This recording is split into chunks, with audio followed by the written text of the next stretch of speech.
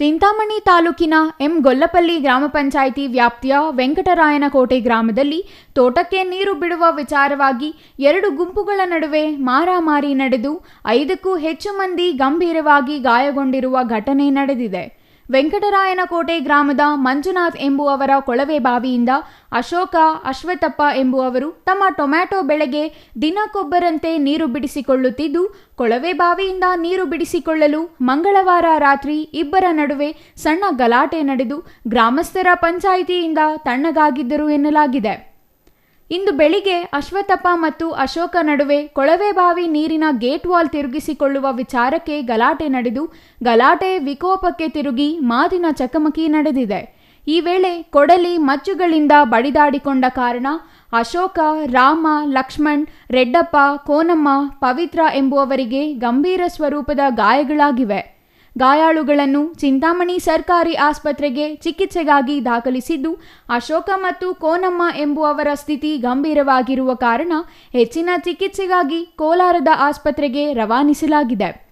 ಅದೇ ಗ್ರಾಮದ ಅಶ್ವತ್ಥಪ್ಪ, ಶ್ರವಣ್, ಶಾಂತಮ್ಮ, ಪದ್ಮ, ಸುಚಿತ್ರ, ರವಣಮ್ಮ ಎಂಬುವವರು ಕೊಡಲಿ ಮಚ್ಚುಗಳಿಂದ ಹಲ್ಲೆ ಮಾಡಿರುವುದಾಗಿ ಗಾಯಾಳುಗಳು ಆರೋಪಿಸಿದ್ದಾರೆ. ಇನ್ನು ವಿಷಯ ತಿಳಿದ ಕೂಡಲೇ ಸ್ಥಳಕ್ಕೆ ಬಟ್ಲಹಳ್ಳಿ ಪೊಲೀಸರು ಭೇಟಿ ನೀಡಿ ಸ್ಥಳ ಪರಿಶೀಲನೆ ನಡೆಸಿ ಮುಂದಿನ ಕ್ರಮ ಕೈಗೊಂಡಿದ್ದಾರೆ.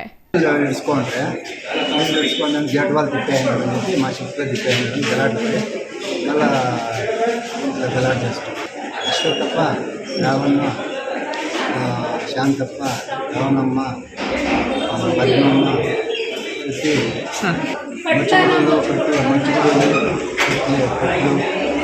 రెడ్డప్ప నీళ్ళు గురించి వ్యవహారం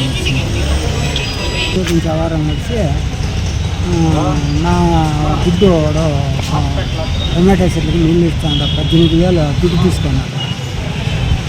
దుడ్డు తీసుకొని నాకు నీళ్ళు ఇవ్వకుండా అవుతుంది. 2 దినాలు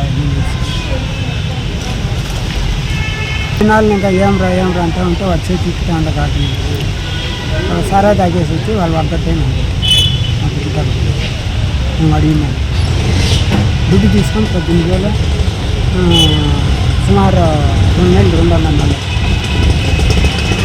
GL Shankar, CTV news, Chintamani.